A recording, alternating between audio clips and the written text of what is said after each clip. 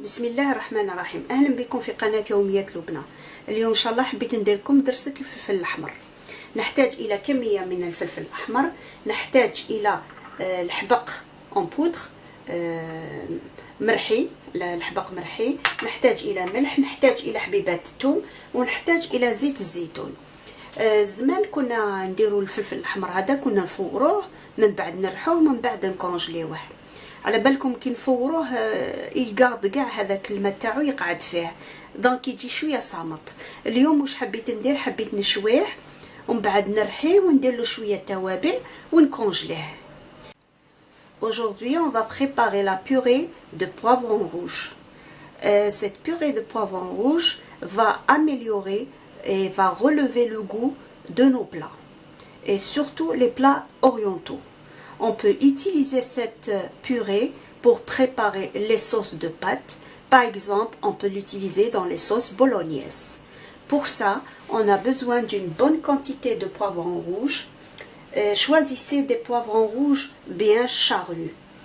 On a besoin de basilic en poudre, du sel, de quelques gousses d'ail et de l'huile d'olive.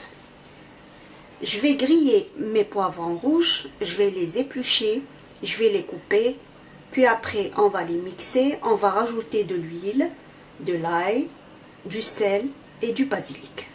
Je vous dis à tout à l'heure Inch'Allah. الفلفل تاعي بعد ما شويته نحيت قشرته، نحيت له الزريعه، قطعته الى قطع صغيره. دوكا واش حبيت ندير له في المقله باش نحي له الماء تاعو. قبل ما نميكسيه لازم ننشفو من الماء ديالو. Sur le feu, on va éliminer l'eau des poivrons, on va mixer et rajouter les autres ingrédients. باش هكذا خليه يعرق بعقلو. وكاين بزاف اللي يشوي الفلفل ويديروا في اكياس بلاستيكيه. المتخصصين في التغذيه يقولوا باللي هاد العمليه تضر الانسان، دونك نتفاداوها ونديروا هذه الطريقه احسن. J'ai fait griller mes poivrons, je les ai mis dans ce récipient, je couvre le récipient et je laisse suer. Évitez d'utiliser les sachets en plastique pour faire suer les poivrons, c'est très dangereux pour la santé. Je vous dis à tout à l'heure. الان بعد ما نشفت الفلفل الاحمر ديالي ندير له التوابل، ندير له الملح، ندير له الثوم، نزيد له الحبق مهروس، الان نزيد له زيت زيتون،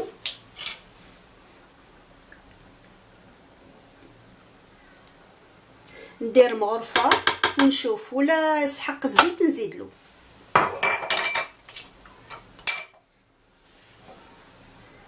نغلق الروبو ديالها ونبدا نرحيه.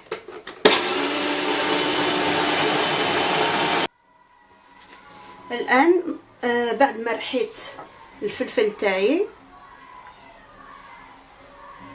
حبيت نزيد له شويه زيت زيتون. مقبله درت له مغرفه، دوك نزيد له واحد نص مغرفه هكذاك.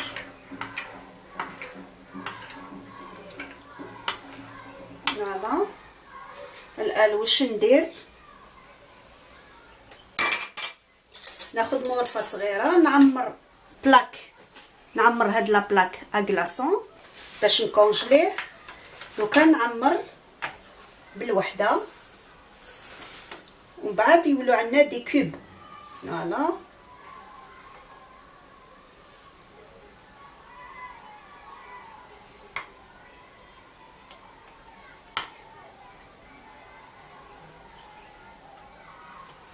كي يكون بزياده نحو شويه معليش.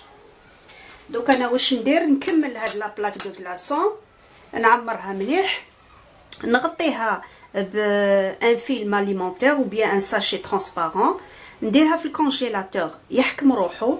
بعد ما يحكموا روحهم هاد المكعبات نقلبهم يكونوا بيان غلاسي، نحطهم في الساشي وكل ما نسحق نجبد بالمكعب. قلت لكم هذه مليحه يديروها كاع براتيكمون كاع لي صوص، سورتو تجي مليحه في لي صوص تاع لي بات، وسورتو لا صوص بولونييز. ان شاء الله ديروها وتخبوا شويه للشتاء. هاي لا سيزون تاع الفلفل الاحمر مازالها. ونقول لكم في الاخير الصلاه والسلام على اشرف خلق الله والحمد لله رب العالمين.